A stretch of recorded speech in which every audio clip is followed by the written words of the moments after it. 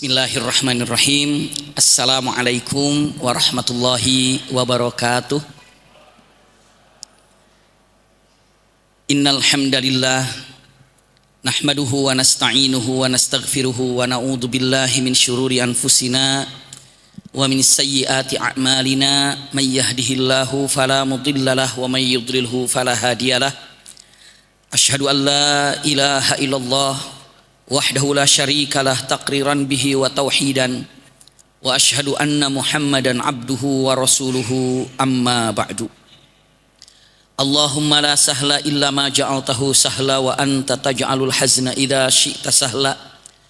Allahumma inna nas'aluka hubbaka wa hubba man ahabbak wa hubba amalin yuqarribuna ila hubbika bi rahmatika ya arhamar rahimin.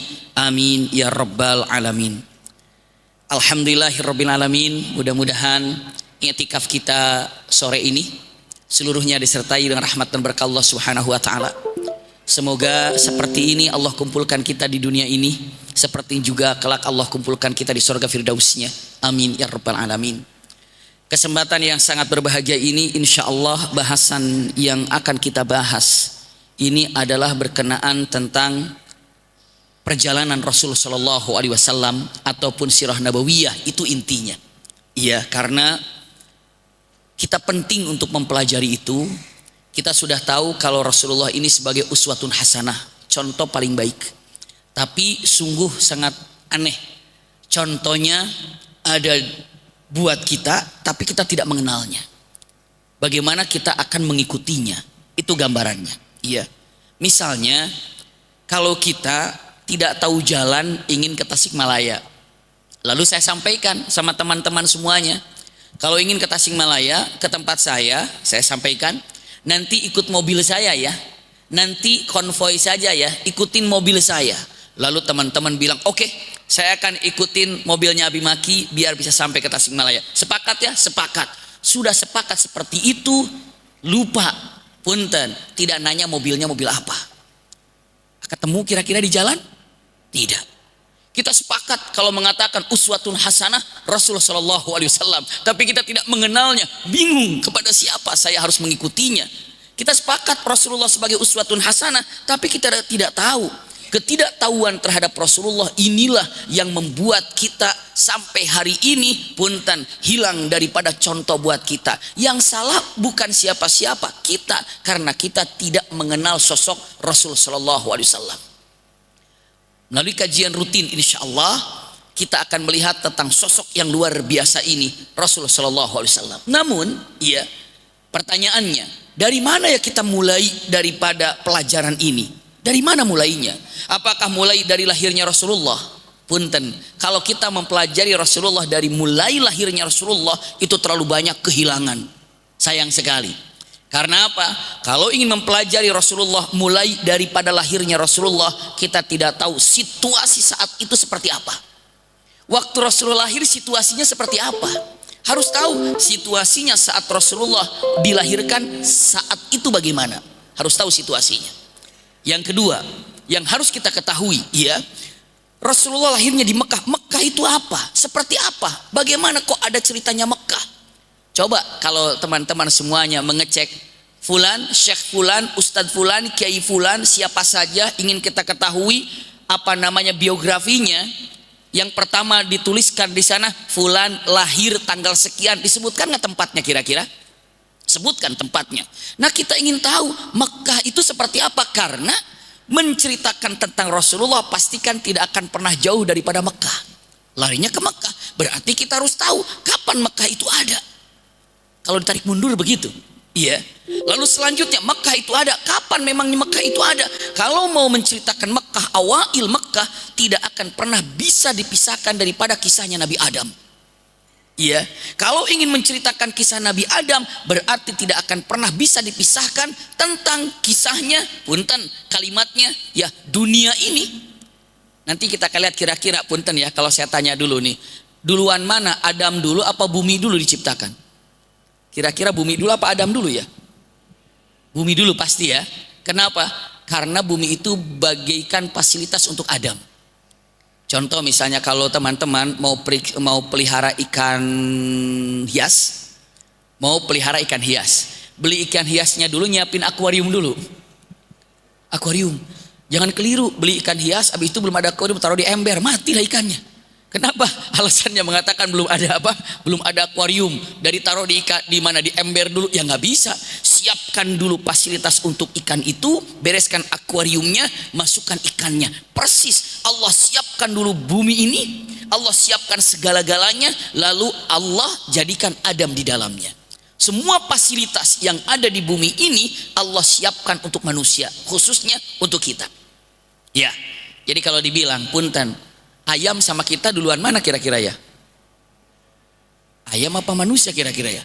Silakan aja renungkan, kita fasilitas ayam apa ayam fasilitasin kita? Kita makan ayam apa ayam makan kita gitu ya? Jadi seakan-akan jangan sombong, itu ayam itu punten ya, kayaknya kakak penciptaan kali ya, dia duluan baru kita. Wallahu alam. Namun yang jelas yang ini saya sampaikan, simpan baik-baik. Ternyata kalau ingin melihat sirah nabawiyah tidak bisa lepas daripada lingkungan Mekah. Kalau ingin melihat sirah nabawiyah tidak akan pernah bisa lepas dari mana, apa Mekah itu. Ingin tahu Mekah, pasti kita harus tahu Adam dan Hawa karena berkaitan dengan Ka'bah. Iya kan? Ingin menceritakan tentang Ka'bah harus diceritakan tentang malaikat. Iya. Kalau ingin menceritakan malaikat, bagaimana, siapa yang duluan, malaikatkah atau bumikah, atau punten seperti apa Allah pertama kali menciptakan sesuatu di ciptaannya. Karena kalau kita sering baca, ikhwah-akhwat, teman-teman berbahagia, pernah dengar bahkan baca firman Allah Subhanahu wa taala, alhamdulillahi rabbil alamin. Dikatakan Rabbul Alamin, Allah ini yang memiliki puji secara sempurna karena Allah ini Rabbul Alamin. Apa Rabbul Alamin? Artinya Rabbul Alamin adalah, kalau bahasa Indonesianya punten sementara saya gambarkan, Tuhan semesta alam, Tuhan seluruh alam. Kalau dikatakan alamin itu jamak daripada alam. Alamin berarti apa? Allah ini Tuhan dari semua makhluk yang Allah ciptakan. Alamin itu semua makhluk. Kalau saya tanya, punten, makhluk ini banyak apa sedikit? Banyak. Berarti apapun yang diciptakan oleh Allah itu namanya apa? Makhluk. Dan siapa yang punyanya? Siapa yang menciptakannya? Siapa yang menjaganya? Rabb. Rabb itu siapa? Allah. Nah, berarti kalau ingin kita lihat, ingin menyatakan berarti bagaimana awal mulanya Allah menciptakan sesuatu yang ada, yang Allah ciptakan atau dikatakan alam tadi. Simpan baik-baik. Kalau teman-teman sering mendengar firman Allah Subhanahu wa taala, Allahu khaliqu kulli syai. Allah yang menciptakan segala sesuatu. Tidak ada yang terjadi yang kita tahu dan kita tidak tahu kecuali yang menciptakannya siapa? Allah. Allahu khaliqu kulli syai. Allahu khaliqu kulli syai. Ini pegang. Saya langsung saja agar tidak panjang waktunya untuk mengetahui tentang sirah nabawiyah ini. Iya. Kalau lihat dari hadis Rasulullah SAW, ini banyak sekali. Bahkan ada satu hadis yang sangat luar biasa. Iya. Ketika ada satu pertanyaan dengan mengatakan, seorang sahabat bertanya, ya Rasulullah, iya, dengan mengatakan kata-katanya, aina kana rabbuna tabaraka ta'ala qabla ayyakhluqas samawati wal ard. Ya Rasulullah, di mana Allah ini, ataupun seperti apa Allah ini, bagaimana Allah ini, kan bertanya kepada Allah, kepada Rasulullah SAW. Sebelum Allah ciptakan langit dan bumi ini, di mana? Sebelum Allah ciptakan langit dan bumi, sebelum Allah ciptakan galaksi, sebelum Allah ciptakan sesuatu, di mana Allah ini?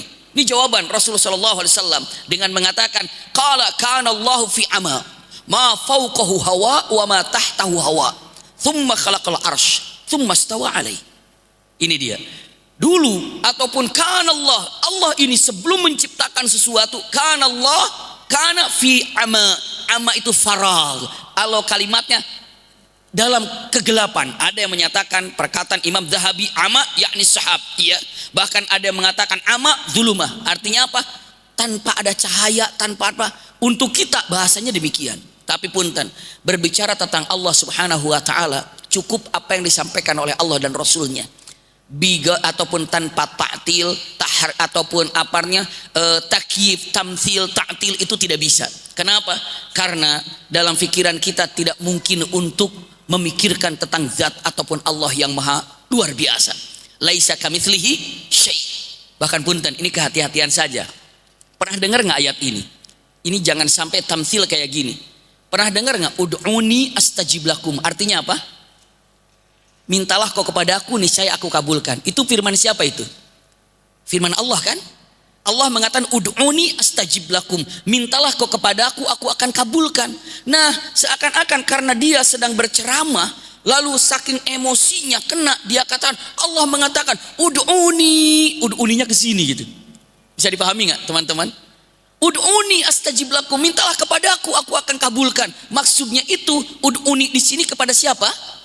Allah. Yang baiknya, yang bagusnya, jangan mengatakan ud'uni, jangan ke sini, tapi tangannya kemana? Ud'uni, ke Allah. Ud'uni astajib lakum, gitu. Wa idza sa'alaka ibadi anni fa inni qarib. Jangan mengatakan wa idza sa'alaka ibadi anni fa inni, ininya ke sini, tidak, tapi fa inni qarib. Ketika menunjukkan itu aku, maksudnya Allah, maka tangan ini tunjukkan kepada Allah. Itu gambarannya, tanpa tamtsil, memperumpamakan dirinya adalah ya seperti ud'uni tadi, bahwa seakan-akan dirinya adalah niknya di situ. Maka dengan mengatakan ketika membicarakan Allah Subhanahu wa taala, cukuplah apa yang ada di dalam Asmaul Husna. Lalu ketika melihatnya seperti apa, maka pemahaman yang terindah adalah sudahlah, Allah ini begini dan begini, itu sesuai dengan apa yang ada di dalam kalimat-kalimat yang diterangkan oleh Rasulullah SAW. Namun yang pertama diciptakan oleh Allah Subhanahu wa taala ada 3 awail. Ini terserah teman-teman mau yang mana dulu, karena khilafiyah yang ada, namun 3 ini sepakat. 3 nih. Pertama, arash, iya. Yang kedua air, yang ketiga qalam. Ada yang mengatakan air, arash, qalam. Itu gambarannya. Ada yang mengatakan qalam, arash, air. Yang penting ini ada 3 awail yang diciptakan oleh Allah Subhanahu wa taala. Sebelum Allah ciptakan langit dan bumi, sebelum Allah ciptakan makhluk. Ulangi lagi, kalau mengatakan mana yang pertama kali diciptakan oleh Allah Subhanahu wa taala, ada yang mengatakan air, lalu arash, lalu qalam. Qalam itu pena. Qalam itu pena. Arash itu adalah ya arsyullah. Semua pernah mendengar kata-katanya arash. Air. Kenapa Allah ciptakan air? Karena waja'alna minal ma'i kullu syai'in hayy. Jadi kalau teman-teman bertanya, ibu bapak, sahabat-sahabat bertanya, yang pertama kali diciptakan oleh Allah itu apa? Yang pertama kalinya, jawabannya 3 hal yang pertama diciptakan oleh Allah. Tapi kalau melihat daripada susunan yang ada, kebanyakan para ulama mengatakan air, arash, qalam. Itu ya. Kalau dikatakan, tapi jika menemukan enggak arash dulu kok, enggak ada masalah, karena di sini mengatakan wa kana arshuhu 'alal ma'. Arasnya di atas air. Maka ketika mengatakan arasnya di atas air, berarti apa air dulu atau aras? Para ulama menyatakan air, aras, qalam. Ini 3 hal yang pertama kali diciptakan. Iya, simpan dulu baik-baik. Jadi apa yang pertama kali Allah ciptakan? Yang pertama adalah apa? Air. Yang keduanya adalah aras. Lalu yang ketiganya adalah qalam. Iya. Lalu yang terpenting, yang indah lagi dalam kalimatnya, Masya Allah, Allah katakan ketika Allah ciptakan qalam, ya qalam uktub, hai pena, tulislah. Lalu pena ini bertanya, mengatakan wa ma aktub, aku mencatat apa? Jawabannya mata uktub ma kana wa ma lam yakun, ma kana wa ma lam yakun. Artinya mengatakan catatlah apa yang belum terjadi, wa ma sayakun, dan apa yang akan terjadi. Catatlah olehmu semua kejadian yang sekarang terjadi dan kejadian yang akan datang sampai kejadian yang akan datang, catat. Maka pena itu mencatatnya. Lihat usikum wa iyaya nafsi bitaqwallah, ya. Gambaran yang terindah, subhanallah, kalimat yang digambarkan bahwa Allah sampaikan, hai pena, catatlah. Pena bertanya, apa yang harus aku catat? Allah jawab, catatlah dari apa yang terjadi dan apa yang akan terjadi. Maka pena mencatat semuanya, termasuk qada qadar kita, takdir kita. Ini adalah takdir kita telah dicatat oleh Allah Subhanahu wa taala melalui qalam tadi. Kapan pencatatannya kolam ini? Jawabannya 50.000 tahun kira-kira sebelum Allah ciptakan langit dan bumi. Subhanallah, lama. Jadi kalau ibu bapak, sahabat-sahabat, teman-teman bertanya, kita ini telah ditakdirkan untuk hidup di dunia, kita ini telah ditakdirkan dari seorang ibu, seorang ayah di dunia, kita ini ditakdirkan punya jodoh, punya suami, punya istri, punya anak, punya rizki, wafatnya kapan, ahli sorga atau ahli neraka, itu 50.000 tahun sebelum Allah ciptakan langit dan bumi. Subhanallah. Sampai hadisnya mengatakan, siapa yang tidak meyakini tentang takdir yang telah Allah sebutkan, yang telah Allah catat 50.000 tahun sebelum Allah ciptakan langit dan bumi, yakni ketika Allah perintahkan kepada pena ini, maka dia tidak akan pernah menjadi ahli sorga. Maksudnya apa? Yang tidak beriman terhadap qada qadar Allah subhanahu wa ta'ala. Takdir Allah ini terukir waktu 50.000 tahun sebelum Allah ciptakan apa? Langit dan bumi. Ini awail, iya. Saya tidak mengulang-ulang lagi. Kenapa? Karena ingin cepat untuk mendapatkan kajian lebih padat lagi, gitu ya. Yang penting ini dengan mengatakan, oh begini kejadiannya dan begini kejadiannya. Subhanallah, iya. Kalimatnya, lihat perkataan hadisnya, ya. Man mata ala ghairi hadza ay ala ghairil imani bil qada'i wal qadar falaysa minni, kata Rasulullah sallallahu alaihi wasallam. Iya, karena kolam diperintahkan untuk mencatat semua yang akan terjadi. Dan siapa yang tidak meyakini, tidak beriman terhadap catatan bahwa takdir itu telah dicatat oleh Allah dengan kalam atas perintah Allah, maka dia bukan bagian umatku. Ini hadis Rasul sallallahu alaihi wasallam. Iya, kita lanjutkan. Setelah Allah ciptakan tiga hal ini, baru Allah ciptakan yang namanya langit dan Allah ciptakan bumi. Untuk singkatnya, iya, untuk singkatnya punten. Mana duluan ya? Langit dulu apa bumi dulu kira-kira? Langit dulu apa bumi dulu ya? Bumi dulu apa langit dulu? Mau langit apa mau bumi? Wallahu a'lam. Iya, langit apa bumi, bumi apa langit. Kalau ini bangunan atap dulu apa bawah dulu kira-kira? Bawah dulu ya. Kalau atap dulu bisa nggak? Nggak ada bawahnya.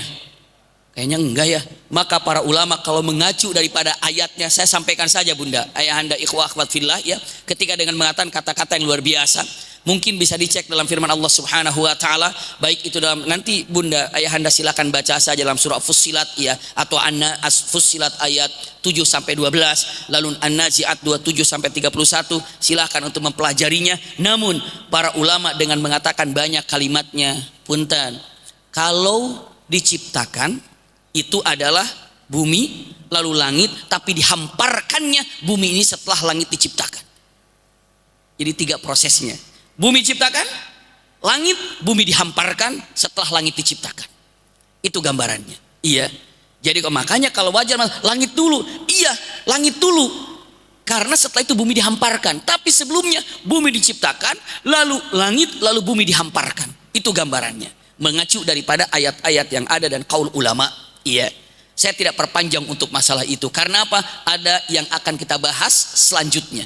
Lihat, jadi kalau mengatakan kalimatnya, lihat daripada acuan ayat ini dalam firman Allah subhanahu wa ta'ala surah Fussilat tadi, kalimatnya bumi ciptakan, lalu langit, lalu bumi dihamparkan, sampai ada kata-kata wal arda ba'da dzalika dahaha, dan Allah jadikan bumi ini terhampar.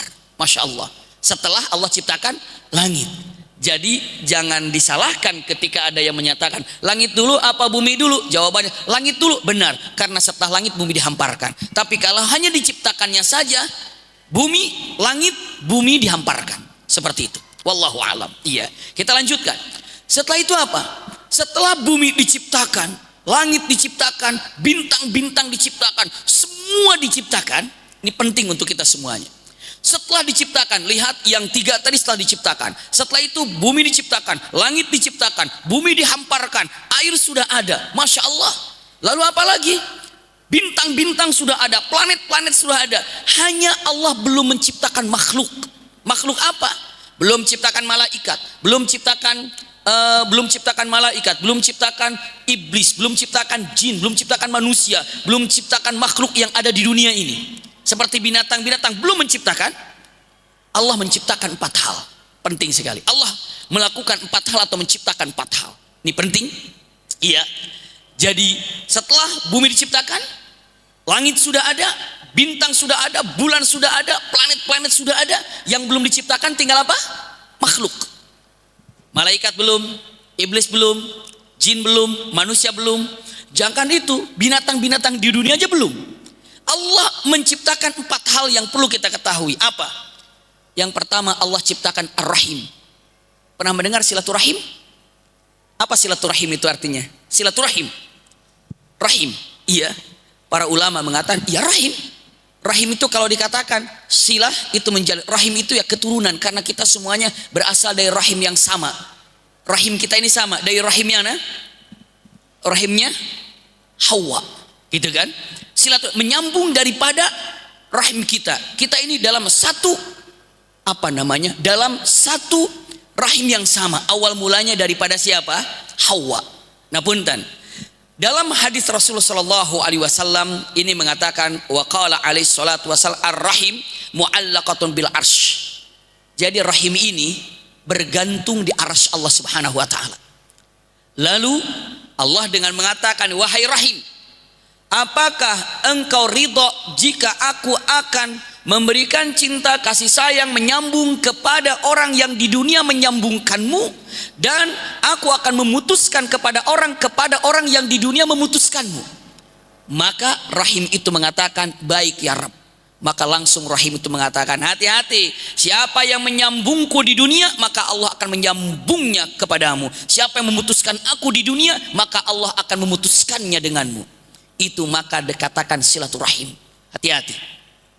Jadi sebelum Allah ciptakan makhluk, Masya Allah, rahim itu sudah ada. Jadi sampai hari ini, kalau ingin dicintai dan disayangi oleh Allah Subhanahu wa ta'ala, sambung silaturahimnya. Sambung silaturahimnya. Silaturahim dengan siapa? Kita semuanya. Masya Allah, tabarakallah. Yang diciptakan yang pertama kali oleh Allah apa? Rahim. Sebelum Allah ciptakan langit dan bumi, Allah ciptakan 4 hal. Satu yang pertama apa? Rahim. Pegang baik-baik. Yang kedua, yang Allah ciptakan, subhanallah, iya, yang Allah ciptakan setelah rahim ini, subhanallah, apa coba? Dengan kata-kata indah, kalimat yang digambarkan para ulama, Masya Allah, tabarakallah. Kalau ikhwah akhwat ingin mengetahui tajamnya dalam firman Allah Subhanahu wa taala surat Muhammad, fahal asaitum in tawallaitum an tufsidu fil ardi wa tuqatti'u arhamakum. Maknanya dengan kalimat kata-kata tufsiduna fil ardi wa tuqatti'una arhamakum. Artinya kerusakan ini bersandingan dengan pemutusan silaturahim. Di mana di situ memutuskan silaturahim itu hancur di tempat itu. Di mana menyambungkan silaturahim berarti di situ ada kemakmuran yang ada. Itu sudah jadi hukum yang digambarkan dalam Al-Quran. Fahal asaitum in tawallaitum an tufsidu fil ardi wa tuqatti'u arhamakum. Itu gambarannya. Kalau dalam bahasa Indonesianya ataupun terjemahan yang adanya, maka apakah kiranya jika kamu berkuasa, kamu akan membuat kerusakan di muka bumi dan memutuskan hubungan kekeluargaan? Intinya Allah sandingkan kerusakan di bumi ini dengan pemutusan silaturahim. Anda memutuskan silaturahim, Anda menghancurkan daripada punten kenikmatan ataupun kenyamanan. Artinya dengan menyatakan kata-katanya, hati-hati dengan silaturahim. Jadi Masya Allah, sebelum Allah ciptakan manusia dan makhluk yang ada, Allah sudah ciptakan, dibuat dengan Ar-Rahim. Masya Allah, ini yang pertama. Yang kedua, apa yang Allah ciptakan sebelum Allah ciptakan makhluk-makhluk yang Allah ciptakan, termasuk di situ manusia, ya, subhanallah, itu Allah ciptakan selanjutnya adalah sebuah pintu.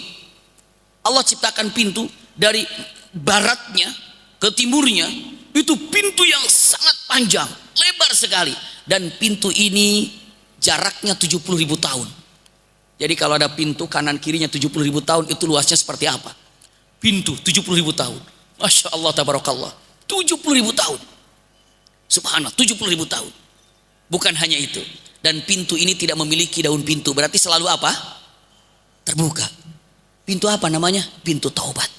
Subhanallah, Allah telah menciptakan pintu taubat sebelum Allah ciptakan makhluk. Ini nomor 2. Ini gambarannya. Masya Allah, innallaha ja'ala bil maghribi baban arduhu masiru sab'ina aman subhanallah taubati la yughlaq. Ini adalah pintu taubat dan tidak pernah tertutup.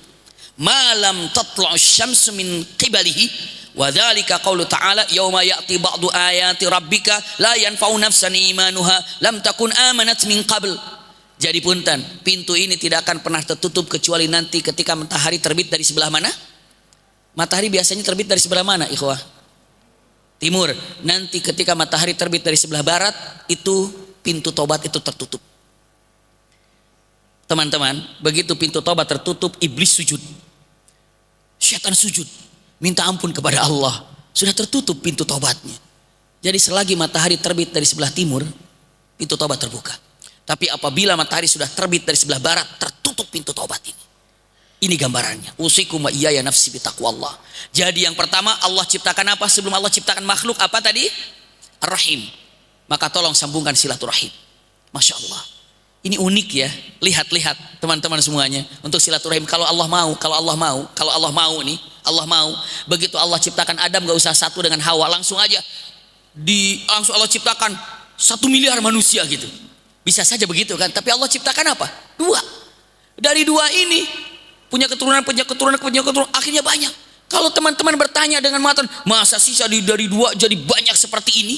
Masa sih dari 2 menjadi penuh di dunia seperti ini banyaknya?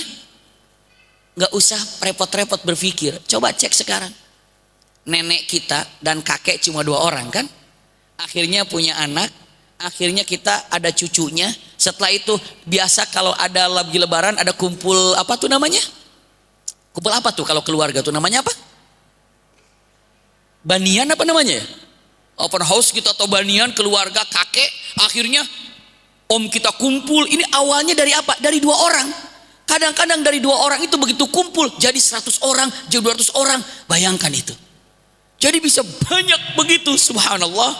Jadi dari Adam dan Hawa itu menunjukkan silaturahim kita, benar-benar kita ini satu keluarga.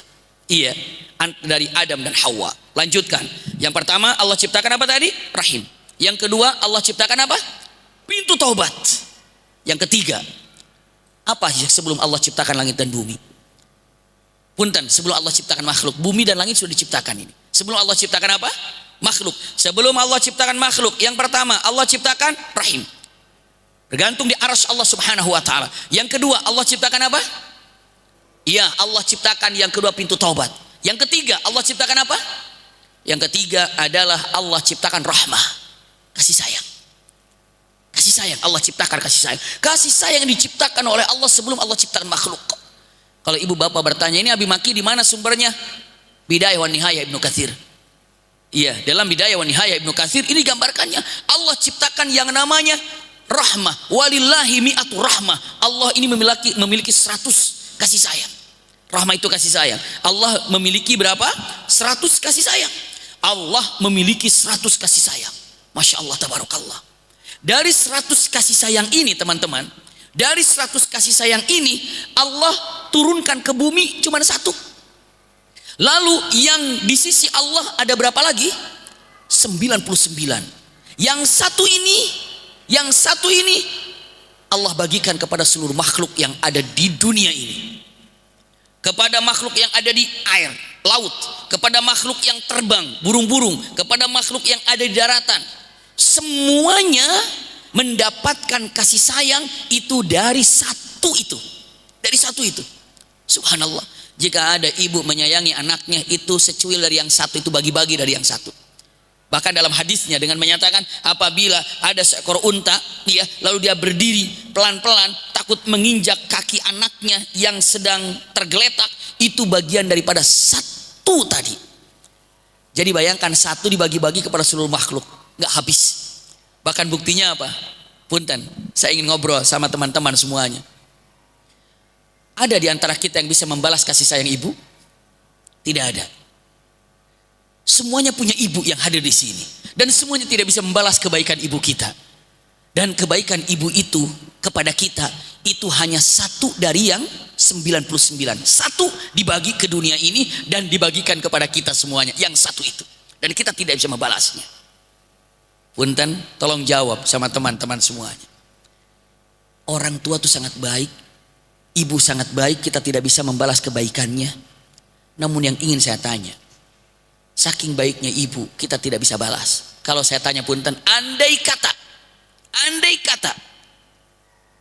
nanti yaumul hisab, yang menghisab gitu ibu, yang menghisab kita ini, yang menghisab kita ini orang tua kita, ibu kita, mau nggak kira-kira teman?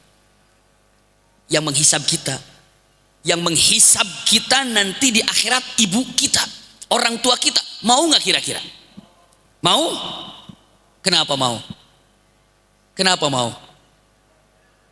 Karena pasti ibu saya cinta sama saya, nggak mungkin ngejerumusin gitu kan? Iya kan? Sepakat gitu kan? Sebenarnya kita bilang tidak mau. Kenapa? Karena ibu cuma dapat dari yang satu itu, sementara Allah masih ada 99. Berarti yang hisab kita mending orang tua, mending Allah. Allah, itu sekarang jawabannya. Iya, kalau sekarang mengatakan kan ada 99, yang satu dikirim kemana? Ke bumi. Itu ya takasam, dibagi-bagikan. Yang satu itu saja yang dibagikan untuk ibu, kita tidak bisa membalasnya. Lalu sekarang yang menghisab nanti kita berharap orang tua saya, ibu saya, padahal ibu itu cuma secuil dari yang satu itu kasih sayangnya. Allah masih punya berapa? 99. Berarti kalau saya tanya, mending dihisab sama orang tua apa sama Allah? Allah. Kenapa? Allah masih punya 99. Masya Allah. Itu baiknya Allah. Jadi dengan mengatakan ucapannya, tidak ada makhluk yang paling baik di dunia ini kecuali Rasulullah. Tapi lihat, ibu bapak, lihat. Rasulullah pernah kita dengar kalimatnya ummati, ummati. Pernah dengar gitu kan? Ummati, ummati, ummati, ummati. Nanti kita lihat sebelum semua masuk ke dalam sirah nabawiyah, bagaimana cintanya Rasulullah kepada kita. Ummati, ummati, selalu meneteskan air mata. Pertanyaannya, apa yang terjadi pada waktu setelah Rasulullah selalu mengatakan ummati, ummati, ummati? Dalam hadisnya Allah katakan, ya Rasulullah, khusus untuk umatmu engkau yang menghisap, khusus untuk umatmu kamu yang bereskan, khusus untuk umatmu kamu yang atur. Tiba-tiba apa yang terjadi coba? Tahu kata Rasulullah? Ya Allah, jangan aku. Kenapa? Walaupun aku mencintai umatku, itu kecil sekali, karena engkau lebih mencintai umatku daripada aku. Masya Allah. Karena engkau lebih mencintai kepada umatku daripada aku mencintai umatku. Rasulullah saja sangat tahu kalau cintanya Rasulullah kepada kita itu jauh dibandingkan ketika berbicara tentang Allah cinta kepada umat Nabi Muhammad. Maka Rasulullah mengatakan, umatku hisabnya jangan denganku, tapi denganmu saja ya Allah. Kenapa? Karena cinta Allah lebih dahsyat kepada umat Muhammad, kata Rasulullah, dibandingkan Rasulullah mencintai umat Nabi Muhammad. Subhanallah, itu gambarannya. Ini kalau seandainya perumpamaan yang sangat enteng dan sangat mudah. Misalnya begini perumpamaannya, teman-teman. Kalau misalnya pernah mendengar Allah ini Al-Ghani, yang maha apa? Kaya. Itu sudah sangat luar biasa. Nah sekarang begini. Ada anak TK, iya, sama ibu bapak ngomong gini. Anak TK bawa duit, dia mengatakan, Om, aku punya duit om, mau beli apa saja di depan beli aja, nih aku banyak duit. Kira-kira perkiraan ibu bapak, ini anak TK bawa duitnya berapa kira-kira? Dia bilang, aku punya duit om banyak. Dilihat, ini anak TK ngomong, om mau beli apa saja, aku punya duit. Kita bisa ngukur, anak TK bilang om punya duit mungkin 100 ribu, mungkin 200 ribu. Terukur begitu. Tapi kalau ada, Masya Allah, orang yang kaya, berlimpah hartanya, bahkan kelihatan dari pakaiannya, bahkan semuanya duit di kopernya. Lalu dia bilang dengan mengatakan ucapannya, kamu beli apa saja, aku punya duit. Sama-sama bilang punya duit, tapi pasti beda. Yang ini punya duit paling berapa karena anak TK, kalau ini mengatakan punya duit, ini siapa? Karena memang dia orang kaya dan uangnya berlimpah. Ketika mengatakan sama-sama punya uang, tapi beda kadarnya. Ketika dengan mengatakan ucapannya, Masya Allah, Allah maha kaya, udah mentok itu semuanya, nggak bakalan ada habis-habisnya. Tapi kalau manusia mengatakan kaya pasti akan habis. Tapi kalau Allah mengatakan ana al-ghani, itu tidak akan pernah habis. Itulah gambarannya, subhanallah. Kalimat yang sangat luar biasa. Usikum wa iyaya nafsi bitaqwallah. Yang ingin saya sampaikan, poin nomor berapa tadi? Nomor 3 ya. Allah ciptakan apa tadi? Apa tadi? Rahmah. Jadi Allah itu punya berapa tadi? 100. Turun ke bumi berapa? 1. Yang tinggal di Allah ada berapa? 99. Berarti mendingan dihisab oleh siapa? Allah subhanahu wa ta'ala. Masya Allah, tabarakallah. Lanjutkan lagi. 4 yang Allah ciptakan, yang Allah lakukan, Allah punten menyatakan dalam kalimat yang sangat indah, Masya Allah tabarakallah. Apa yang dilakukannya? Allahu Akbar. Yang pertama, agar tidak lupa, Allah ciptakan rahim. Sebelum Allah ciptakan apa ini? Makhluk. Yang kedua Allah ciptakan taubat, itu taubat. Yang ketiga Allah ciptakan kasih sayang, Masya Allah, rahmat. Yang keempat, Allah menulis di arasnya kalimatnya, inna rahmati sabaqat ghadabi. Itu tulisannya. Hadis Rasulullah sallallahu alaihi wasallam dalam Sahih Bukhari, haddatsana Abu Yaman, akhbarana Syu'aibun, haddatsana Abu Zinad, iya, anil A'raji an Abi Hurairah anin Nabi sallallahu alaihi wasallam qala, innallaha lamma qadal khalqa kataba indahu fawqa arsyihi inna rahmati sabaqat ghadabi. Artinya mengatakan, punten, ketika Allah menetapkan penciptaannya, Dia tulis, maksudnya Allah tulis di sisinya, di atas arasnya, rahmatku lebih mendominasi kemurkaanku. Jadi di arsy Allah itu tertulis wa rahmati sabaqat ghadabi. Artinya apa? Rahmatku, cintaku, kasih sayangku lebih besar daripada marahku. Subhanallah, ini tulisan. Jadi sebelum Allah ciptakan makhluk, Allah lakukan 4 hal. Allah punten menciptakan 4 hal. Sebelum Allah ciptakan makhluk, tulis kalimatnya, sebelum Allah menciptakan makhluk, sebelum Allah ciptakan malaikat, sebelum Allah ciptakan iblis, sebelum Allah ciptakan jin, sebelum Allah ciptakan manusia, sebelum Allah ciptakan makhluk yang ada di bumi ini, Allah ciptakan rahim, punten. Lalu Allah ciptakan pintu taubat, lalu Allah ciptakan rahmat, dan Allah ukir tulis di arasnya adalah wa rahmati sabaqat ghadabi. Ada 4 hal sebelum Allah ciptakan makhluk. Kita lanjutkan. Setelah itu Allah baru ciptakan makhluk. Makhluk yang diciptakan pertama kali itu adalah siapa? Malaikat. Ini persingkat, iya. Jadi makhluk yang pertama kali diciptakan oleh Allah Subhanahu wa taala adalah malaikat. Iya.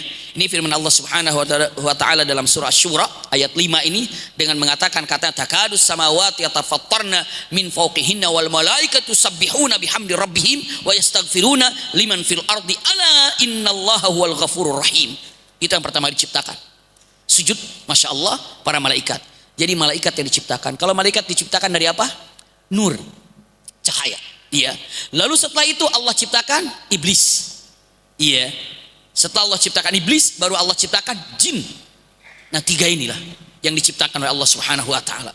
Ini awail.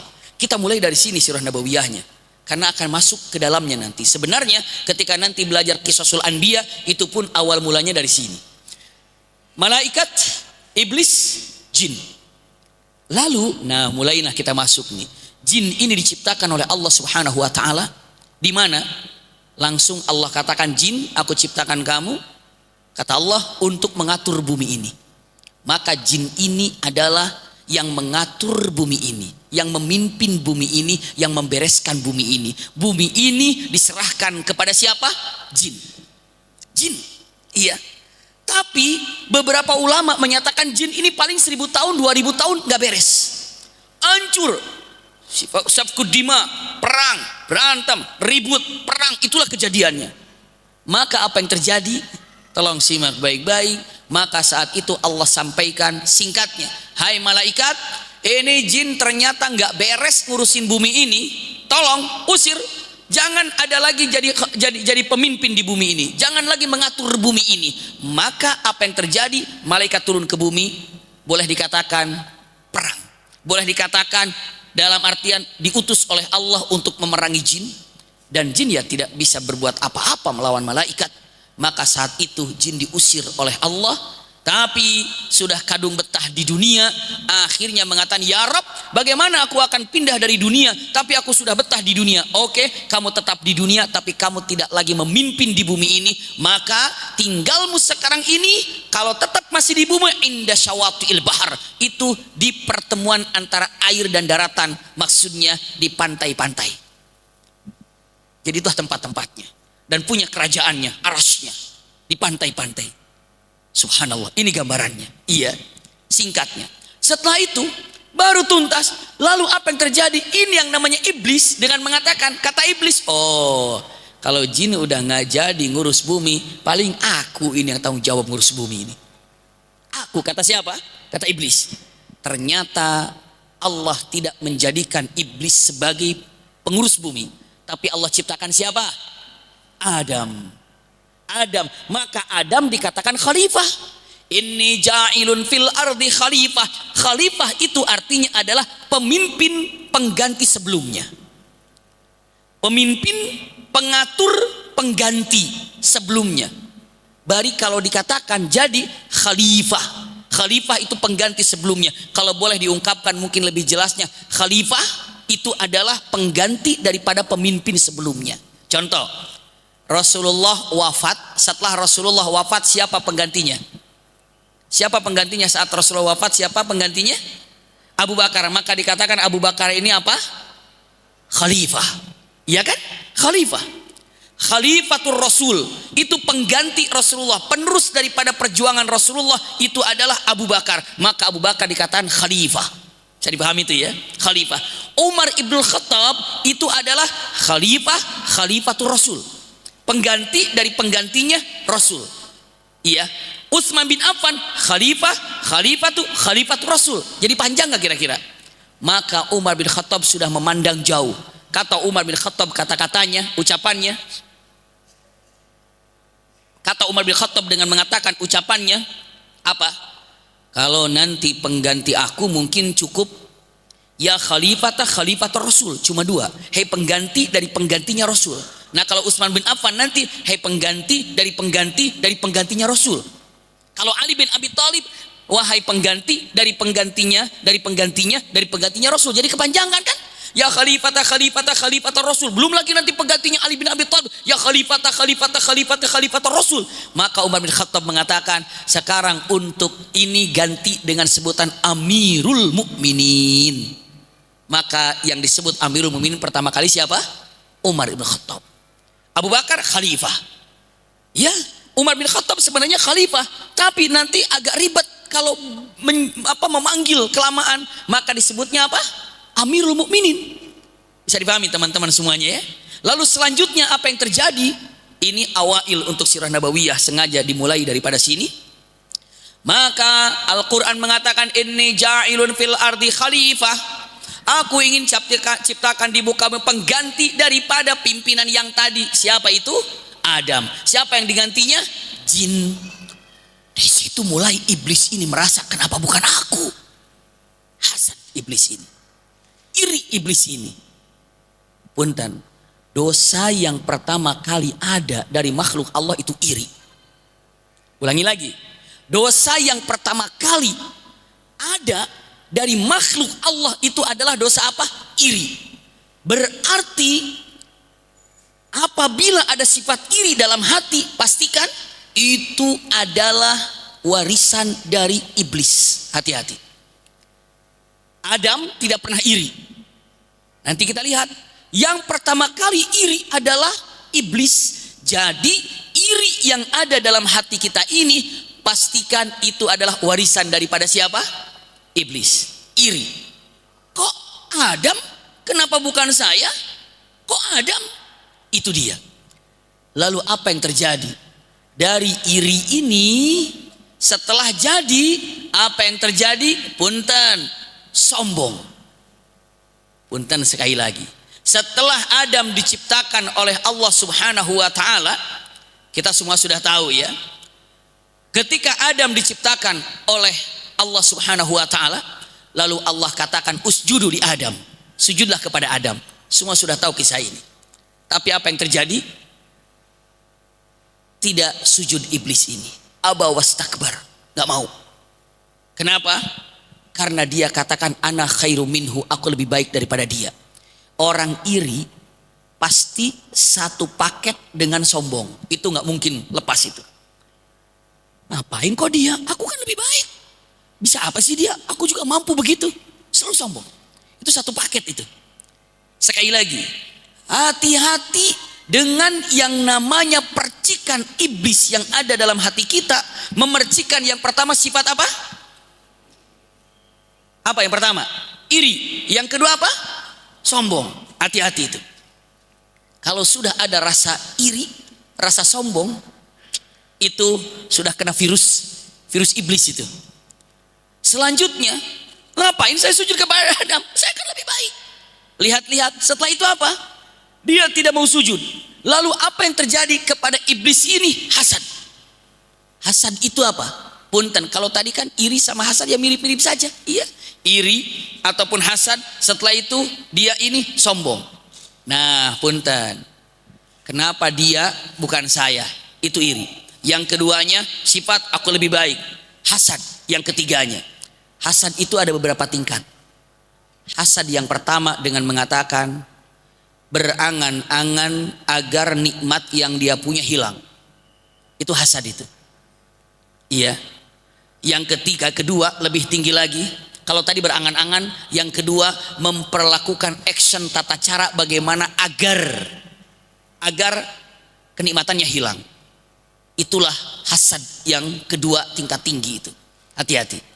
Maka apa yang terjadi ketika iblis ini dikeluarkan tidak lagi menjadi penghuni sorga?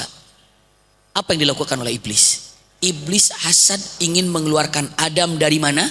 Sorga. Saya tidak panjang-panjang persingkat ini karena ingin cepat ke Mekahnya, tempat lahir Rasulullah SAW. Simpan baik-baik. Maka setelah Adam ini diciptakan di sorga, Hawa diciptakan. Lihat, Al-Quran mengatakan, wa kula haitsu syi'tuma ragada. Hai Adam, Hawa, hiduplah di sorga ini. Apapun yang kau inginkan, bebas. Kau mau ngapain, aman, terserah. Tapi ingat, la taqraba hadhihi syajarah. Jangan engkau dekati apa? Pohon ini, ya kan? Disitulah iblis mengatakan, ini dia ini pintu untuk menggoda Adam berbuat maksiat. Kenapa? Aku gimana caranya agar Adam bisa mendekati pohon ini, dan bila perlu bagaimana caranya Adam bisa memakan buah yang ada di pohon ini. Itu iblis. Na'udzubillah. Makar. Lihat, saya lanjutkan. Iya, kata-kata yang sangat luar biasa yang diucapkan oleh iblis ini. Niat untuk menjatuhkan Adam, itu hasad. Punten, apa yang dilakukan oleh iblis? Bohong dia kepada Adam. Dalam ayatnya mengatakan, kami ini termasuk orang berikan nasihat kepadamu, hai Adam. Minan nasihin, iya kan? Sampai mengatakan waqasamahuma, dia bersumpah kepada Adam dan Hawa dengan kalimat, aku bersumpah. Kalimat bersumpah itu atas nama Allah. Aku bersumpah demi Allah, kalau aku ini termasuk makhluk yang berikan nasihat kepadamu, ini buah keabadian. Sebetulnya yang mengatakan buah abadi itu bukan Allah. Allah tuh hanya menyatakan syajarah, pohon. Tapi untuk merayu siapa? Untuk merayu siapa? Untuk merayu Adam, digambarkan ini adalah pohon abadi. Makanya kalau seandainya kita lihat teman-teman, yang jelek-jelek itu, yang buruk-buruk itu selalu dihiasi dengan apa? Yang baik-baik, bungkusnya. Agar apa? Agar tertipu. Maka dengan ucapannya, kalimatnya bohong. Bersumpah waqasamahuma, sampai ketika disampaikan ada satu perkataan dalam beberapa keterangan hadis Rasulullah SAW, iya, ketika disampaikan kenapa Adam sampai tergoda oleh iblis. Apa jawaban Adam? Jawaban Adam tahu nggak teman-teman? Saya tergoda dengan iblis demi Allah karena apa? Dia berbohong sumpah atas nama Allah. Kalaulah dia tidak bersumpah atas nama Allah, saya tidak akan pernah percaya. Tapi saya tidak mengira kok bisa dia bawa-bawa nama Allah dan dia dusta. Jadi kalau sudah sumpah demi Allah dia bohong, itu ikut-ikutan iblis itu. Iya, bersumpah, bersumpah kalau saya jadi ini, saya bersumpah, ternyata dia dusta, iblis udah duluan itu. Dia sumpah dengan atas nama Allah, lalu dia ini naudzubillah, apa yang dia lakukan, dia melanggar apa yang terjadi. Kita lanjutkan. Lalu akhirnya Adam ini memakan buah khuldi, gitu kan? Dan akhirnya diturunkan ke bumi. Singkatnya demikian. Tapi mungkin teman-teman nanya, ini sering dan harus disampaikan. Teman-teman nanya, Abi Maki, itu Adam makan buah khuldi, akhirnya dikeluarkan dari sorga, iya. Tapi Hawa apa salahnya? Coba teman-teman, sahabat-sahabat, Hawa dikeluarkan dari sorga enggak? Keluarkan juga kan? Pertanyaannya, kenapa Hawa dikeluarkan dari sorga? Apa salahnya? Jawabannya, punten, banyak orang mengira Adam tergoda memakan buah khuldi karena rayuan Hawa. Enggak bunda, Hawa tidak merayu Adam untuk memakan buah khuldi, tidak. Yang merayu Adam untuk memakan buah khuldi itu iblis. Iblis, iya, dengan mengatakan waswasalahuma. Dia ini, iblis ini menggoda Adam dan Hawa. Iblis ini menggoda Adam. Tidak menggoda Hawa saja, tidak menggoda Hawa, tapi dua-duanya digoda. Adam digoda, Hawa digoda. Tapi lihat, yang menggoda Adam memakan buah khuldi tidak ada ceritanya Hawa. Dalam Quran, dalam hadis demikian. Lalu penyebabnya apa yang membuat Hawa juga dikeluarkan dari surga? Satu kesalahannya. Apa coba? Hawa diam ketika Adam keliru. Itu salahnya. Adam mendekati buah khuldi, Hawa diam. Hawa tahu ini salah ini, tapi gimana suami saya ini? Akhirnya metik buah khuldi. Ini salah, tapi gimana ini suami saya ini? Memakan buah khuldi, dimakan pula, salah ini, tapi gimana caranya? Karena Hawa diam ketika melihat suaminya keliru. Wa qulna habitu ba'dukum li ba'din adu. Keluar dua-duanya dari sorga. Jadi kalau ditanya, kesalahan Adam apa? Makan buah khuldi. Kesalahan Hawa apa coba? Mendiamkan Adam saat berbuat salah. Maka bunda punten, jangan pernah diam ketika melihat suami melakukan kesalahan, kemungkaran.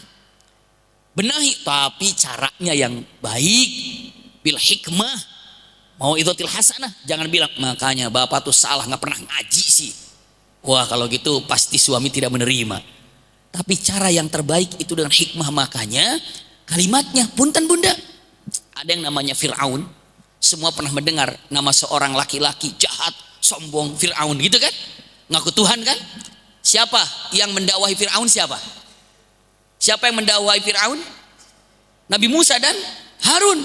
Nggak ada orang seambruk, seancur Fir'aun gitu ya.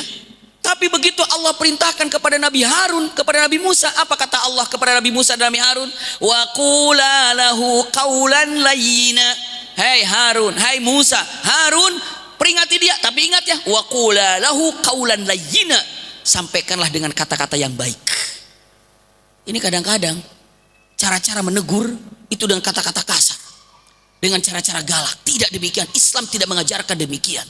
Bil hikmah, subhanallah. Bil hikmah, tidak dengan garang. Apalagi subhanallah punten, sedikit saya gambarkan, usikum wa iyaya nafsi bitaqwallah. Coba, apalagi pas lagi bulan Maulid, ramenya apa? Ribut antara yang mengadakan acara Maulid dan orang yang tidak mengadakan acara Maulid. Padahal dua-duanya saling mencintai Rasulullah SAW.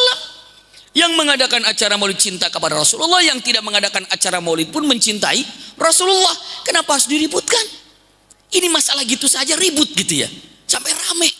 Ini lebih dahsyat. Coba punten, saya tanya ibu bapak, kalau ditanya setelah imam membaca ghairil maghdubi alaihim waladdallin, itu surat Al-Fatihah, surat salat maghrib, isya, subuh yang dikeraskan gitu kan.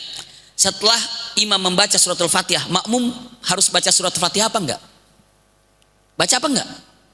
Nih lihat nih, Imam Syafi'i mengatakan wajib baca, kata Imam Syafi'i. Kenapa? Man lam yaqra bi Fatihatil, dikatakan kalimat la salata liman lam yaqra bi Fatihatil kitab, tidak sah salatnya kalau dia tidak membaca suratul Fatihah. Itu kata siapa itu? Imam Syafi'i. Maka kalau imam sudah mengatakan waladdallin, maka baca Al-Fatihah. Kenapa? Imam Syafi'i mengatakan wajib baca. Kata siapa itu? Imam Syafi'i. Tanya sama Imam Malik, tanya sama Imam Hanafi. Ya Imam, wahai Imam Hanafi, kalau imam sudah mengatakan waladdallin, baca surat Fatihah apa enggak? Kata enggak usah, jangan baca, dengarkan imam. Kenapa? Wa idza quri'al qur'ana fastami'u, apabila Quran dibacakan dengarkan, jangan baca surat Al-Fatihah. Bayangkan jauh enggak bedanya itu? Jauh banget. Ini harus baca, ini jangan baca, ini wajib baca, ini tidak baca. Apakah Imam Syafi'i ketika mendengar kata-kata ini, Hanafi di mana sekolah itu kurang beres itu, enggak bagus itu, begitukah Imam Syafi'i? Enggak. Kenapa? Saling hormatnya itu loh, perbedaan itu.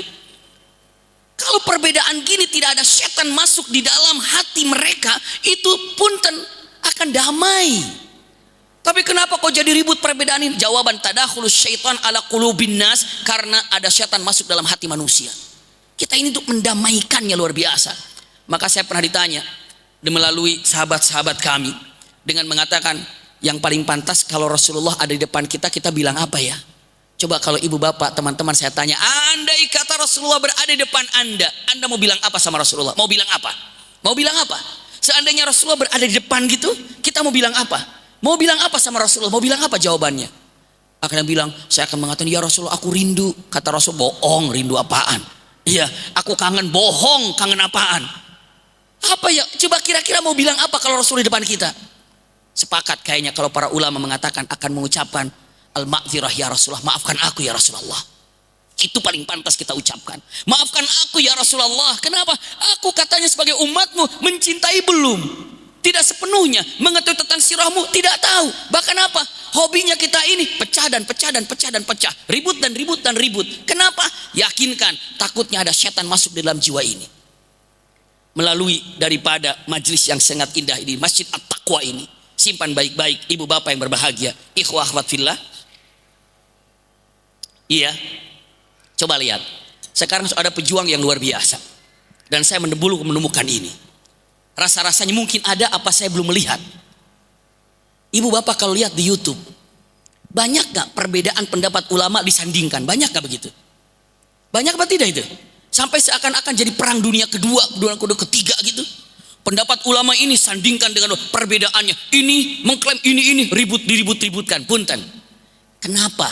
Tidak ada YouTuber yang mendengarkan tausiahnya lalu potong yang ini, potong ini, persamaan pendapat ulama ini dan ulama ini, persamaan pendapat ulama ini dan ulama ini. Saya yakin lebih banyak persamaannya daripada perbedaannya. Namun kenapa yang diangkat itu hanya perbedaan dan perbedaan dan perbedaan? Kenapa? Takutnya setan masuk di hati kita. Tidak suka terhadap persatuan. Rasulullah akan menangis ketika melihat kita berbeda dalam keadaan punten saling menyalahkan. Perbedaan itu boleh, tapi yang jelas jangan sampai merasa diri paling benar, menyalahkan orang lain padahal semuanya punya dalil. Inilah pentingnya kajian yang akan kita bahas melalui sirah nabawiyah. Untuk apa tujuannya? Satu, menyatukan umat. Itulah yang paling utama. Sampai Rasulullah mengatakan kalimatnya, la tarji'u min ba'di kufara, la tarji'u min ba'di dullala. Jangan sampai setelah aku wafat nanti kalian jadi sesat, kalian jadi terpecah belah. Kata siapa itu? Kata Rasulullah SAW. Maka inilah harus disatukan segala-galanya. Saling menghormati. Masya Allah. Kita lanjutkan. Setelah itu apa yang terjadi? Adam alaihissalam punten bagaimana diturunkan ke dunia ini. Subhanallah. Saya akan sampaikan singkat. Adam diturunkan, Hawa diturunkan. Di mana Adam diturunkan? Wallahu a'lam. Namun dalam kisah Israiliyat disampaikan Adam di mana turunnya? Di India. Hawa turunnya di mana?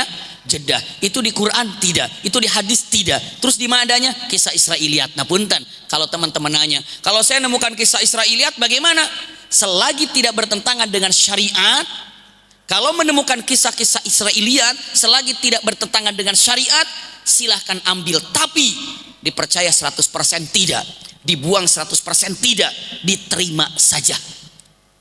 Itu dengarkan. Oh iya, memang kisah Israel ya terima saja. Bertentangan dengan syariat? Tidak. Apakah ada ruginya kalau mengatakan Adam turun di India? Tidak. Apakah ada salahnya kalau mempercayai kalau Adam turunnya di Hawa turunnya di mana? Di Jeddah? Kita terima saja, aman-aman saja, nggak ada masalah. Lihat dilanjutkan. Akhirnya apa? Adam tahu ini kesalahan. Lihat. Punten. Berarti iblis ini menyebarkan 4 dosa kepada kita. 1, iri. 2, sombong. 3, hasad. Yang keempat, dusta, bohong. Ini sampai hari ini apabila ada di hati kita 4 poin ini, itu warisan iblis. Hati-hati, Adam tidak punya sifat itu. Bisa dipahami teman-teman, itu 4 itu. Lanjutkan, punten, iya. Lalu apa yang terjadi? Simpan baik-baik. La haula wala quwata illa billah. Dipisahkan. Adam tidak mau apa? Tidak mau yang namanya punten. Adam tidak mau berpisah dengan Hawa. Adam tahu kesalahannya adalah Hawa. Simpan baik-baik. Kita akan kembali dari situ ke belakang. Apa? Sekarang Adam sudah dipisahkan. Sebenarnya, lihat, ketika Allah katakan inni ja'ilun fil ardi khalifah, aku ingin ciptakan di muka bumi ini khalifah. Iya, biasa kan? Tadi sudah sampaikan, aku ingin ciptakan di muka bumi ini khalifah. Ada yang protes nggak waktu itu? Malaikat kan? Apa kata malaikat? Ataj'alu fiha may yufsidu fiha wa yasfiku dima wa nahnu nusabbihu bihamdika wa nuqaddisu laka. Ya Allah, apakah engkau akan ciptakan makhluk di bumi ini pengganti jin sebagai khalifah, pengganti jin ini di muka bumi ini yang kembali akan berperang, ribut, berantem seperti apa? Jin itu maksudnya. Jadi bukan malaikat sok tahu, tapi malaikat melihat gambaran siapa? Jin yang sebelumnya apa? Berantakan. Itulah contohnya. Ketika Allah katakan, aku akan jadikan pimpinan di muka bumi ini pengganti jin. Lalu malaikat mengatakan, ya Allah, engkau akan ciptakan makhluk lagi di jin atau makhluk di bumi ini seperti jin kemarin. Itu gambarannya. Jadi bukan malaikat sok tahu, tapi malaikat melihat gambaran sebelumnya, yakni adalah siapa? Jin yang tidak beres mengatur bumi. Lalu Allah jawab apa? Allah katakan, inni a'lamu ma la ta'lamun. Aku lebih tahu daripada kamu. Simpan baik-baik.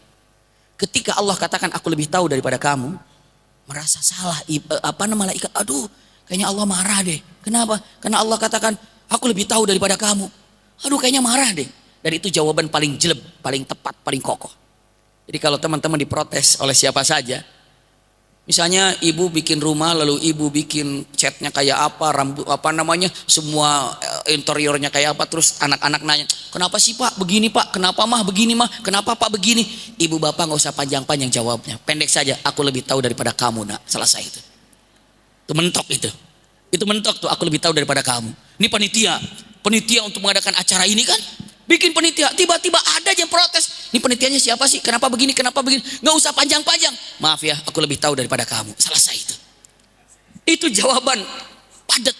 Nah pun daripada ribet jawab apa-apa, kenapa kamu begini, aku lebih tahu daripada kamu. Masak, kenapa bumbu ini, aku lebih tahu daripada kamu. Selesai. Nah malaikat tiba, aduh marah nih kayaknya Allah. Malaikat begitu dijawab anni a'lamu ma la ta'lamun, malaikat langsung merasa bersalah, lalu memutari arasy Allah subhanahu wa ta'ala. Memutari arasy Allah subhanahu wa ta'ala. Lalu saat memutari arasy Allah subhanahu wa ta'ala, Allah tanya, hei malaikat, kamu sedang apa? Aku sedang memutari arasmu. Kenapa? Aku merasa bersalah karena aku sok tahu dengan perkataan tadi. Kenapa? Ini adalah mohon ampunanku, taubatku. Lalu Allah katakan, hai malaikat, aku suka dengan apa yang kau lakukan. Dan makhluk yang aku ciptakan di bumi ini suka berbuat salah, tapi aku juga suka memaafkan. Hai malaikat, buatlah rumahku di bumi sebagai tempat di mana tawafnya hamba-hambaku saat mencuci dari kesalahannya. Masya Allah. Maka saat itu Allah buatkan apa coba? Allah buatkan apa? Melalui malaikat. Malaikat buatkan apa? Allahu Akbar. Buatkan pondasi Ka'bah. Jadi teman-teman, kalau ada yang bertanya siapa yang pertama kali membuat pondasi Ka'bah, jangan ragu. Siapa? Malaikat. Malaikat yang membuat pondasi Ka'bah dan berdirilah Ka'bah ini. Tapi pondasinya siapa yang buat? Malaikat. Lalu Allah katakan, hei malaikat, anda tawaf di arasku, anda tawaf di bawah, sama saja. Maka saat itulah malaikat ada yang tawaf di bawah dan ada tawaf di arasy. Itulah mula-mulanya pondasi Ka'bah. Kita lucu dengan mengatakan setiap hari mustaqbilal qiblah, mustaqbilal Ka'bah. Ketika ditanya siapa yang membuat pondasi Ka'bah pertama kali, bingung. Siapa ya? Sekarang kita jawab, siapa? Malaikat. Subhanallah, malaikat.